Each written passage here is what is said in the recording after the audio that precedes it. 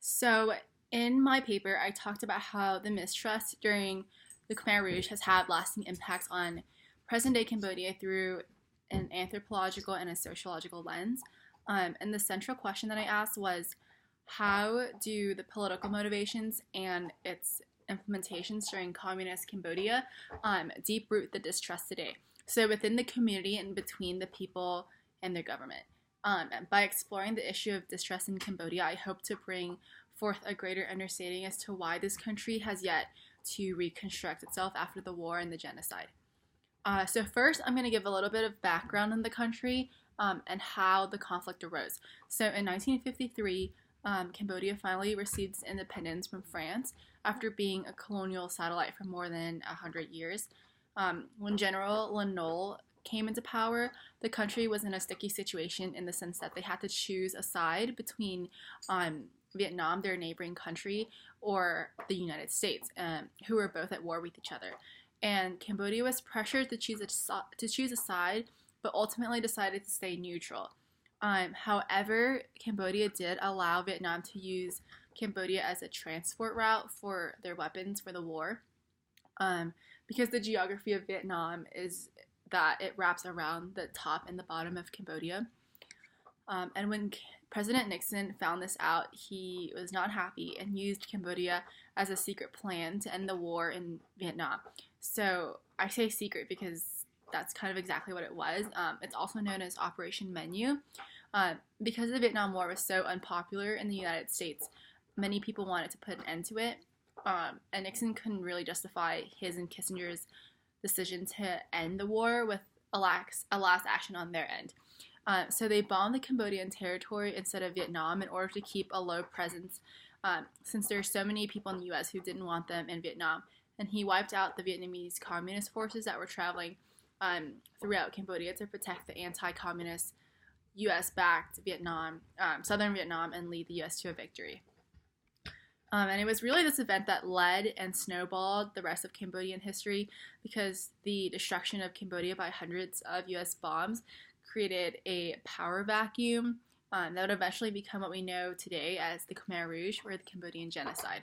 So General Lon's last year in power was 1975, when the Khmer Rouge army overthrew the government and consolidated power.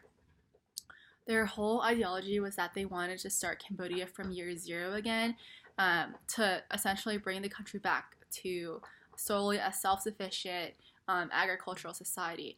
And in order to truly cleanse the country and to quote-unquote make it pure, they ordered the execution of anyone who was associated with religion, higher education, or like the former government.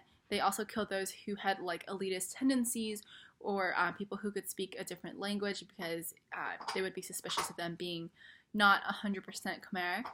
And by the end of the genocide, over 2 million Cambodians died of either starvation, disease, or execution. So in 1979, when Vietnam finally invaded Cambodia, the Khmer Rouge came to an end.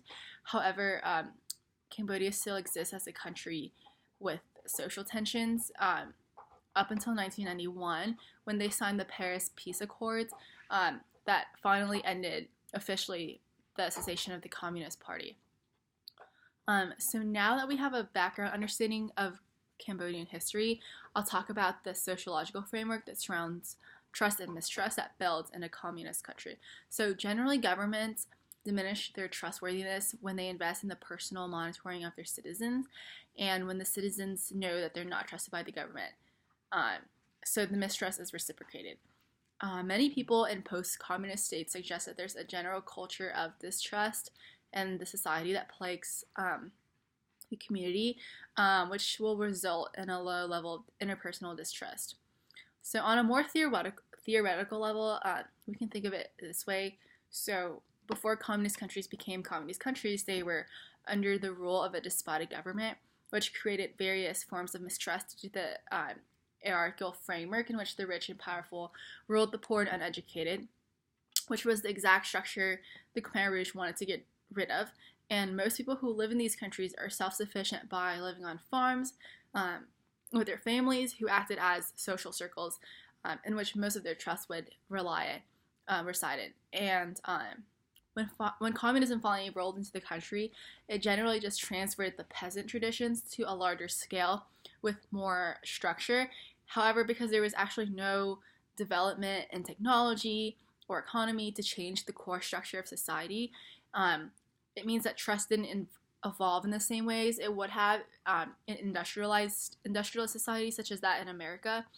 Um, and trust in society stayed very small in communist states because, in the sense that it only revolves around your family, the people who work on the farm around you, and they didn't really need to make changes in their trust because nothing had really evolved in the society. Meanwhile, industrialized societies had the idea of social contracts, which allowed them to extend their particular trust or like smaller circles of trust to putting more trust into everyone else. So some ways that the communist state continues to extend this trust is that citizens are often forced to make a hypocritical show of obedience, which simply means they're forced to do things that they don't want to do, and there's no genuine acknowledgement between the citizen and the state. Additionally, they encourage citizens to be distrustful of each other because it's frowned upon to betray the government or disapprove of the government, and having everyone be distrustful of each other allowed the communist regime to prevent any uprising from the inside.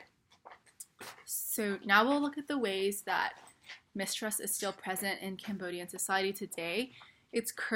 Cambodia is currently ranked 164th out of 180 countries for least corrupt, which means that they're 16th most corrupt in the world. And it ranks most corrupt out of the Association of Southeast Asian Nations. And in 1997, the Prime Minister, Hun Sen, which has now been in power for more than 30 years, ordered a bloody coup d'etat to destroy the winning party's resources and just to stay in power. And on election day, the current government, who is still ruled by Hun Sen, has military units that stand outside polling stations to frighten undecided voters. The government also has an affinity to monitor its citizens continuously. So, like mentioned before, that creates like more distrust of the government. And with increasing internet and technology, the citizens of Cambodia are posting on social media the injustices that they're facing as a society by the government.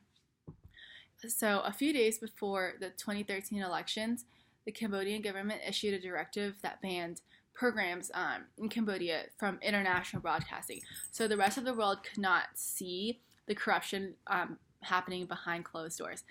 There's also a lot of interpersonal distrust in the day-to-day life of Cambodians. So in a poll, less than 10% of the population uses the banking system, and instead they keep all their money in their homes.